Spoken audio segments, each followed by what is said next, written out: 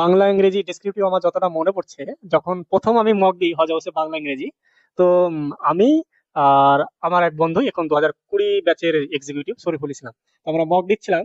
তো আমাদের কলম এগোচ্ছে না, লিখতেই পাচ্ছি না, প্র্যাকটিস নেই। তো তখন দেখলাম তো খুবই খারাপ অবস্থা আমাদের বাংলা ইংলিশে। তো এখানে আমাদেরকে প্রচুর ডেভেলপমেন্ট করতে হবে, খাটতে হবে। তো তখন কি করলাম, বাংলার জন্য আমি তখন হজ হাউসে পেপার আসতো, পেপারের এডিটোরিয়াল সেকশনটা আমি পড়তাম ওটা। আর ইংলিশের জন্য কি করতাম, ওই 151 সেটা পড়তাম।